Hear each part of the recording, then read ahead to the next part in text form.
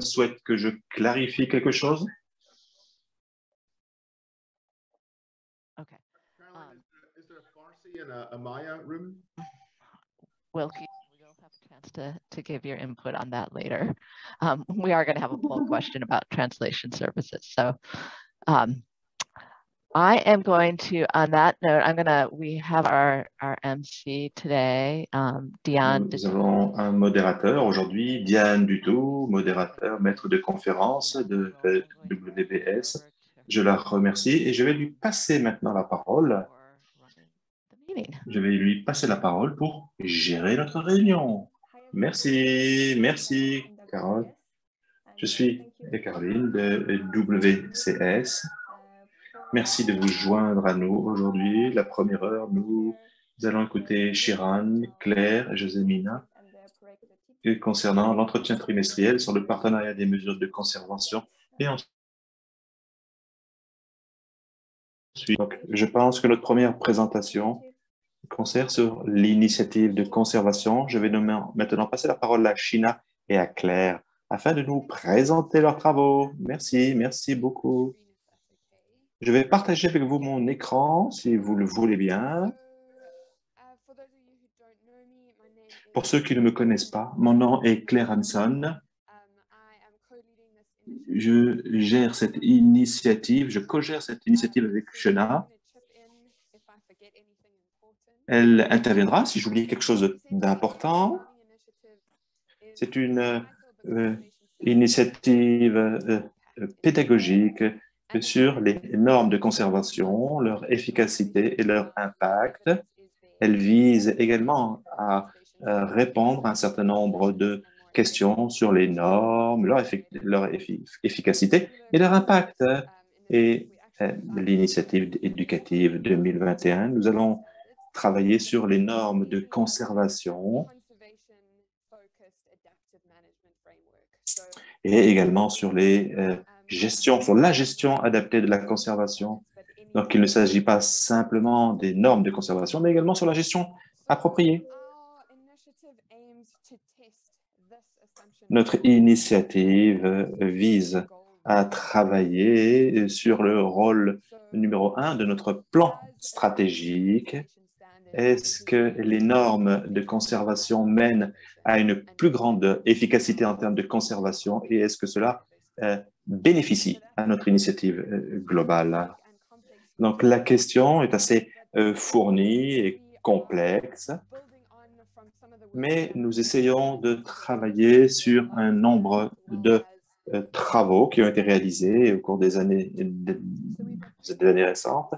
Donc, nous avons trois objectifs à travailler afin de comprendre l'efficacité sur les normes de conservation ou d'autres cadres de gestion de la conservation. Nous cherchons des preuves de l'efficacité de nos travaux. Quelles sont les preuves de ces travaux?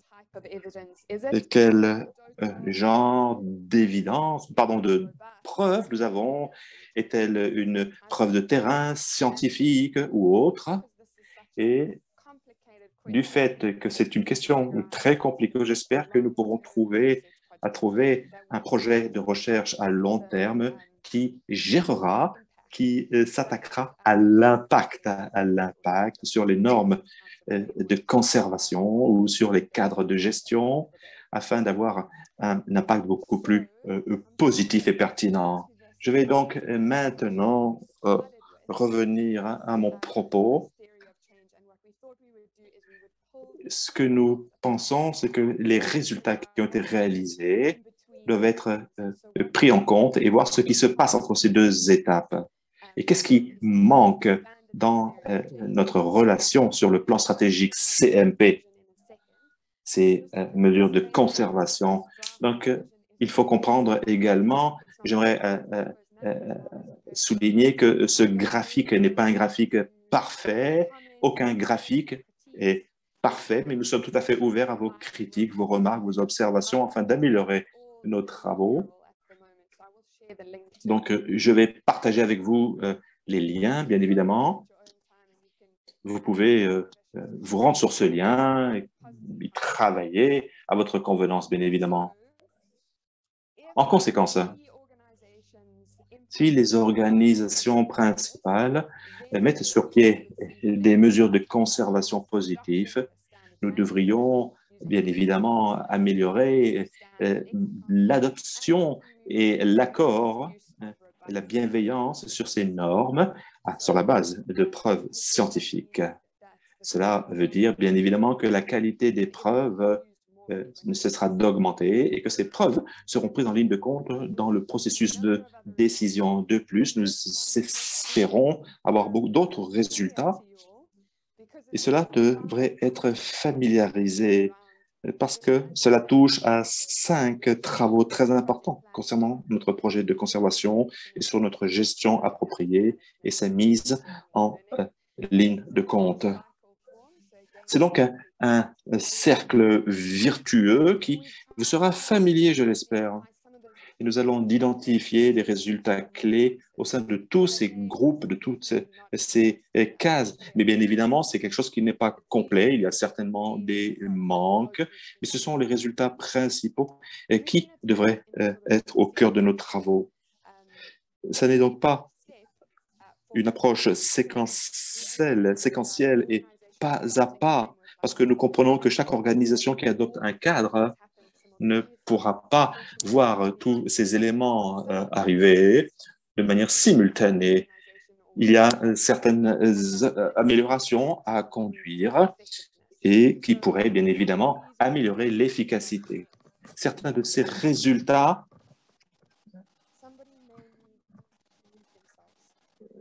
quelqu'un a bougé le micro, je crois, excusez-moi, parce que ça me gêne un petit peu.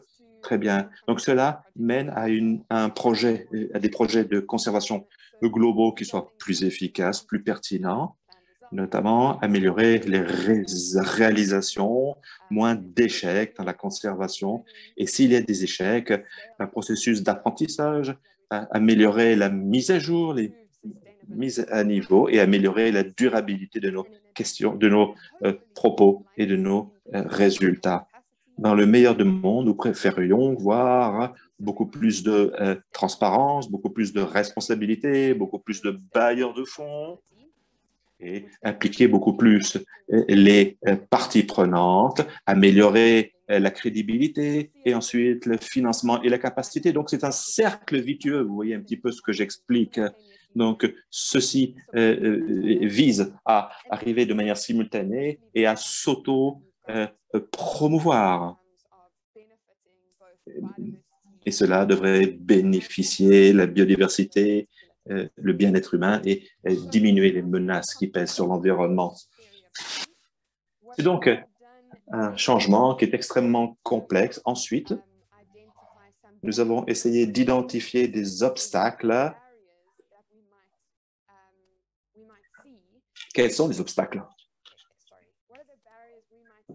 Quels sont les obstacles, même s'il y a des bonnes pratiques, même s'il y a une bonne pratique en termes de conservation et comment essayer de travailler sur les bonnes pratiques et d'améliorer les bonnes pratiques toujours. Voilà ce que nous souhaitions faire. Voilà un petit peu un modèle simplifié. Nous voulons identifier des mesures clés de succès. Comment mesurer ces résultats, qu'ils soient matérialisés ou pas. Par exemple, lorsque l'on parle de la planification de projet, un indicateur pourrait être la présence ou l'absence d'une théorie du changement que l'on pourrait mesurer pour voir si le projet est viable à travers, bien évidemment, la théorie du changement. Il y a également des outils dans la bonne pratique de la conservation qu'il faut prendre en ligne de compte sur ce cercle vertueux. Ce sont donc des indicateurs clés. Et nous avons également travaillé sur d'autres secteurs et d'autres organisations, entreprises pourraient mesurer ces résultats au sein de leur processus, par exemple. Nous avons des documents qui ont travaillé sur une meilleure transparence et une meilleure reddition des comptes sur les organisations. Il y a donc beaucoup de méthodes et d'indicateurs que les organisations ont utilisés pour mesurer ces processus. Ce que nous essayons de faire aujourd'hui, c'est de relier ces mesures de succès dans le cadre de la théorie du changement afin d'enregistrer des progrès sur la théorie du changement.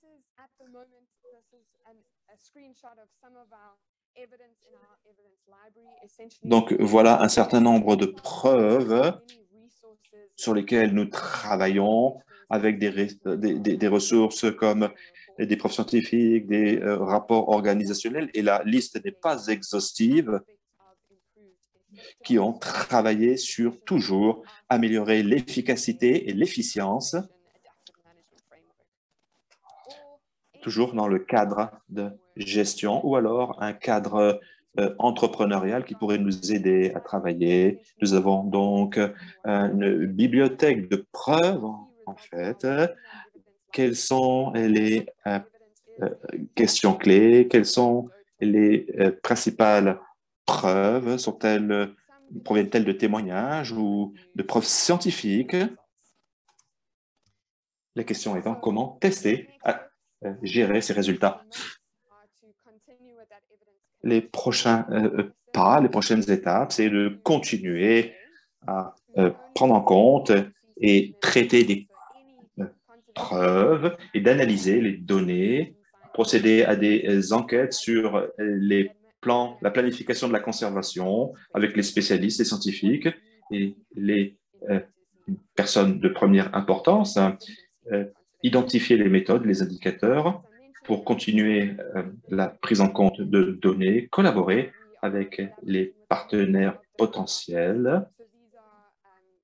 Ceux-ci sont des gens de l'ISUN, CPSG, des équipes environnementales, également avec des équipes de l'ICN et plusieurs membres qui sont liés aux mouvements environnementaux.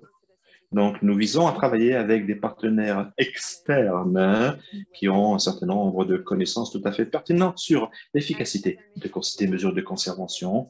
Et nous espérons, bien évidemment, comme je l'ai dit, travailler sur le long terme afin de pérenniser notre mission. Donc, comment est-ce que l'on peut aider? How you can help? Comment est-ce que vous pouvez nous aider? Essayer de nous aider avec des études de cas, des documents scientifiques, mais il y a beaucoup plus qui pourraient nous aider. Notre première demande, c'est avez-vous accès à des ressources qui pourraient nous aider au sein de notre bibliothèque? Études de cas, témoignages, des audits de conservation, documents scientifiques, des plans de gestion, et des rapports organisationnels. Cela peut être tenu anonyme et discret, ainsi vous n'apparaîtrez pas directement.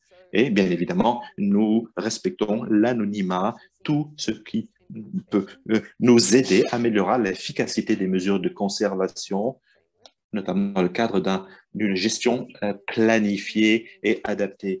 De plus, avez-vous des outils qui peuvent nous aider à mesurer la conservation? Je parle d'outils comme des mesures de conservation afin d'améliorer les processus ou change le processus afin de le rendre beaucoup plus pertinent et améliore la planification avec des outils qui ont été mis sur pied dans le cadre de la planification et la gestion planifiée de la conservation.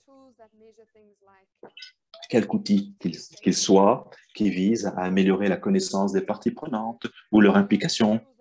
Si vous avez des outils qui pourraient nous aider, je vous demande de le partager avec nous, avec Sheila, si vous avez le temps également, afin d'analyser ces preuves, ces indices, ces données.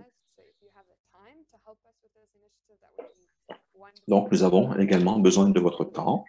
Si vous avez du temps, ça nous aiderait beaucoup. Si vous avez également des commentaires, des données qui pourraient nous aider. Donc, je vais partager avec vous le lien sur la boîte de discussion, la chatbox. Et je vous invite bien évidemment à vous rendre sur notre site ou sur cette boîte. Je vais maintenant passer la parole à Sheila pour savoir si elle a un point qu'elle souhaiterait développer. Merci, merci Claire. Votre présentation était extrêmement claire et complète. Nous sommes à la moitié du chemin, à la croisée du chemin concernant cette initiative.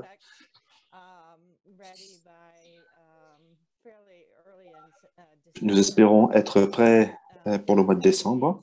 Donc, n'hésitez pas, bien évidemment, à mettre les mains dans le cambouis et à nous aider et à nous guider dans le cadre de ce besoin de ressources. Nous sommes bien évidemment prêts à un certain nombre de questions. Il y a des questions. Alors, nous allons passer à Diane, si vous le voulez bien. Parfait, parfait, Claire, Sheila, merci beaucoup. Caroline, est-ce que nous avons un petit peu de temps pour prendre quelques questions, s'il vous plaît? Oui, nous avons, je crois, 11 minutes encore.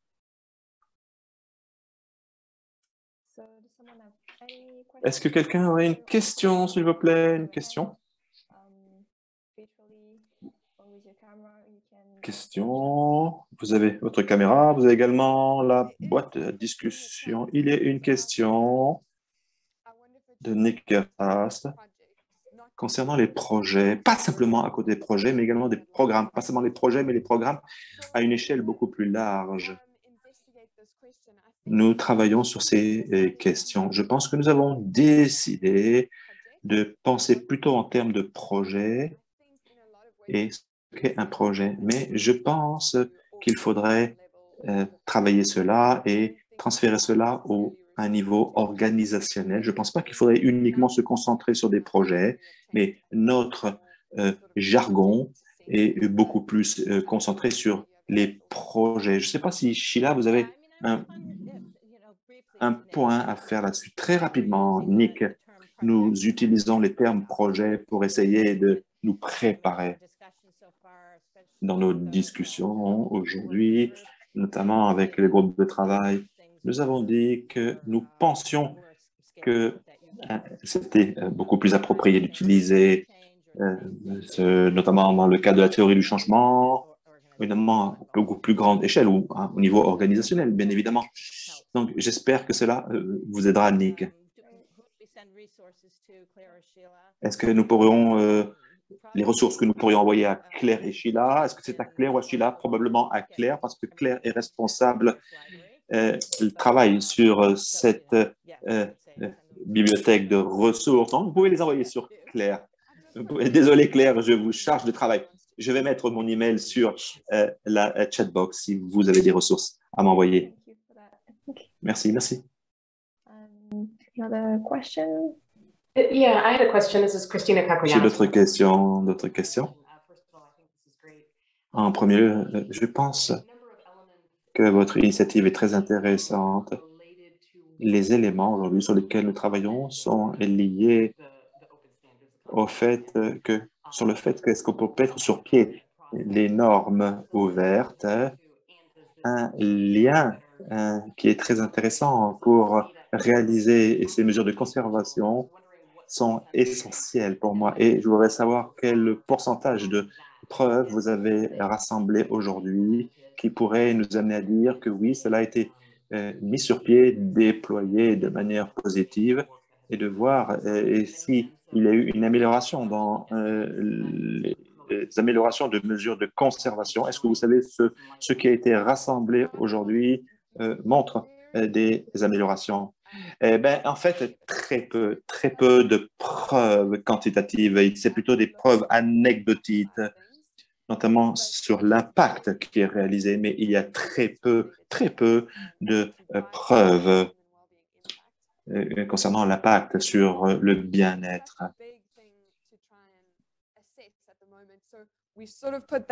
Donc, ce sont très peu de preuves déterminantes, en fait. Hein.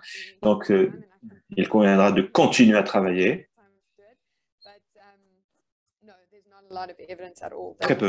Très peu de preuves déterminantes qui sont associées à cet impact. Mais si vous en avez, ou si vous voulez en partager avec nous, vous êtes les bienvenus, ou si vous voulez vous impliquer sur comment est-ce que l'on peut observer cela et développer et mettre sur pied une méthode afin de mesurer l'impact, l'impact et éventuellement cette hypothèse.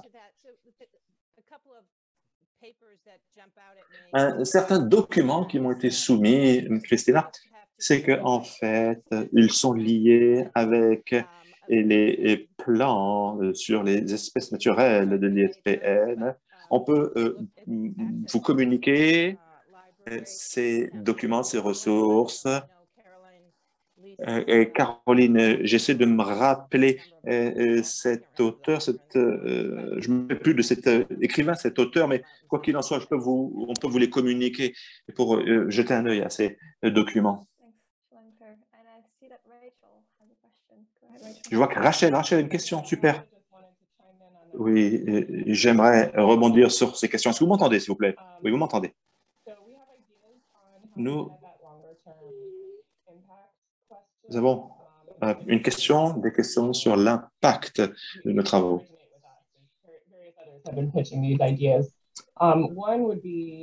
Je pense qu'en premier lieu, je pense qu'il faudrait avoir un projet de recherche qui soit visionnaire, hein, bien évidemment, et identifier les projets avec notamment les donateurs qui alimentent nos projets et essayer d'avoir une démarche de planification. Et bien évidemment, hein, c'est une étude qui serait sur le long terme. Donc, je pense que ce serait une étude qui serait sur le long terme et qui serait probablement très chère. Également, il pourrait y avoir des analyses rétroactives qui seraient beaucoup plus pratiques, basées sur des preuves qui montrent assez rapidement sur l'efficacité de l'intervention des mesures de conservation.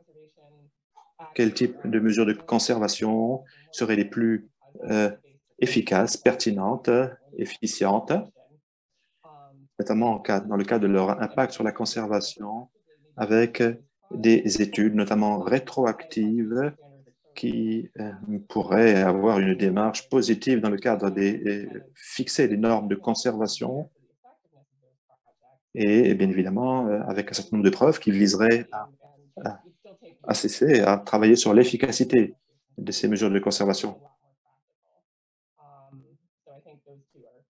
Donc, je pense que ce sont deux points qui pourraient être intéressants à mes yeux.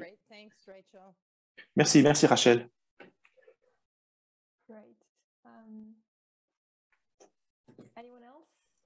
Est-ce que quelqu'un d'autre veut intervenir?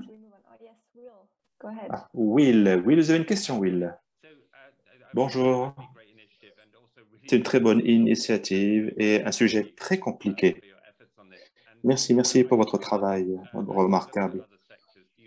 Lorsque l'on voit d'autres secteurs, est-ce que vous avez une idée sur quel secteur pourrait travailler avec nous et qui pourrait nous aider dans le cadre de la mise sur pied de ces disciplines et essayer de comprendre sur comment agir sur ces secteurs, que l'on parle du domaine de l'IT ou du génie notamment, de l'ingénierie notamment, parce que j'ai l'expression que dans tous les secteurs, c'est un défi auquel les gens doivent faire face.